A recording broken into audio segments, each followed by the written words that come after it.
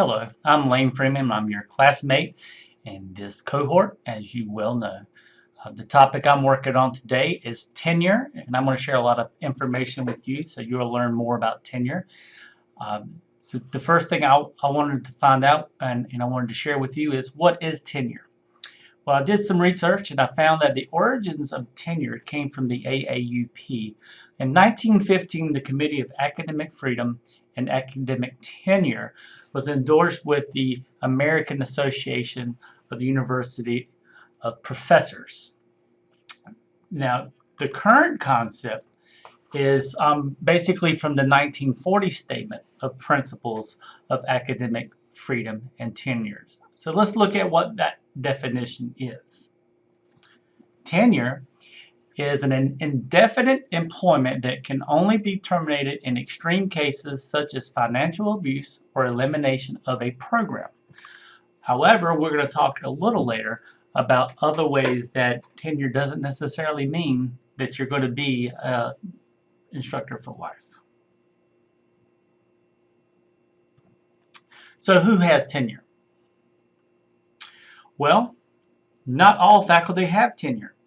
Although the AAUP thinks that all faculty should have it, not all do. So we're going to talk about in a second, again, what it takes to get tenure. So I wanted to talk about my institution, Nash Community College. Nash Community College does not have tenure. Most community colleges that are like technical schools, we used to be Nash Tech. We do not have tenure. We've never had tenure. Some of the community colleges that focus on college transfer will have tenure, but it's still not that common. So here's some tenure facts. It usually takes about 7 years to earn tenure. So you work a long time to get tenure. I think there's probably variances in that. You can get tenure earlier, probably based on your experience, but 7 years is about what it takes. Tenure does not guarantee employment, and the reason why is that research has shown that courses being taught by tenured faculty in some cases are kind of not up to par, and student success isn't quite there. And so we've seen where tenure has become less and less a guarantee because the emphasis is being put on annual performance reviews, and they are part of an annual evaluation. And if you do not pass that annual evaluation, and that probably includes student evaluations, success rates within your courses, so that's been shifted. I think that's a good part about shifting the focus because we do put a lot into research, and I've had instructors in the past that you knew were really, really good at their content and really good at research, but that's probably the only place they belong and not in the classroom presenting. So that's some tenure facts. So what tenure protects? It protects your academic freedom. So the academic freedom would include things like the ability to speak your mind in the class, to be able to have political positions, and because you have a position doesn't mean you're going to be removed. It really wanted to, it's kind of like the freedom, the First Amendment inside the classroom. The instructor can say and write and do things from an editorial standpoint that doesn't put them in jeopardy at losing their job. The other part I really had never really thought about until I did a lot of this research on this is the research freedom. So an instructor or faculty member who does research like us, if we're doing research and we find results that are not too pleasing on an institution or do not push an agenda for a particular political group, religious group, or whatever, we still publish that research because if we do it correctly, we just look for the truth. And so research freedom is also protected. So someone doesn't feel like they're going to be intimidated or fired based on the research they find or their findings throughout research. I think I like that idea. I'm afraid that's probably not happening. I'm thinking, if a particular corporation funds someone, sometimes they feel the need to, come up with some particular research. But if we have several institutions providing. That's why it's good to have a lot of backup and research behind the topic, because you have that. But you're supposed to be able to be protected on that. And diverse collaboration was something else that I thought was interesting.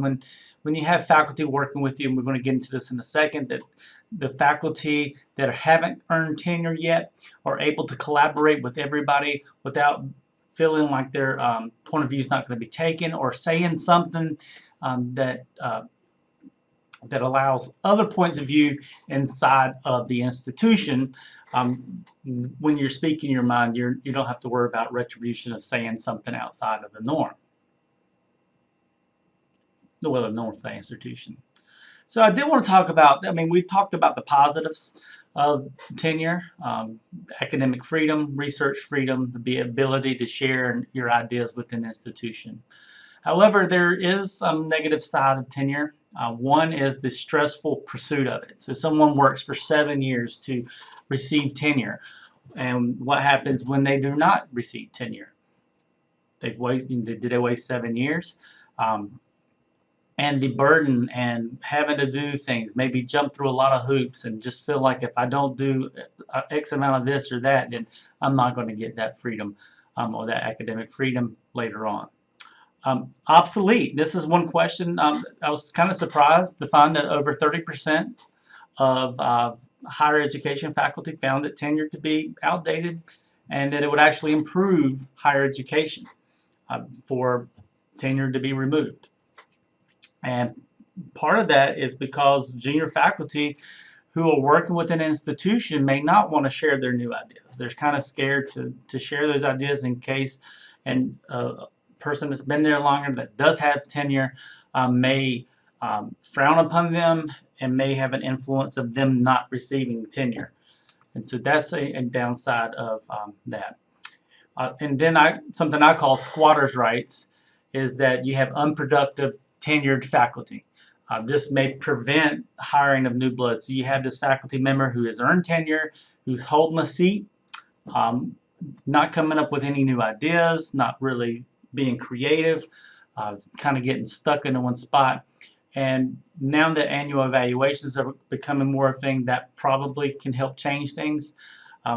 But it really doesn't hold people's feet to the fire at some point, and they're really not held accountable. So those are the negative consequences, and here are my references. And it's very hard to read, I realize that. So I'll share these references when I post this video. I hope to hear back some positive feedback. And while you're reading those, I want you to know that this presentation is sponsored by Diet Sundrop. There's nothing in here that's going to hurt you. This research was not affected in any way or presentation by me promoting Diet Sundrop. And so I encourage you to drink it. If you drink regular Sundrop, that's okay. But as long as you're drinking Sundrop found in Eastern North Carolina, you're doing great. So I hope you learned a lot today about tenure. I look forward to your comments in the area below.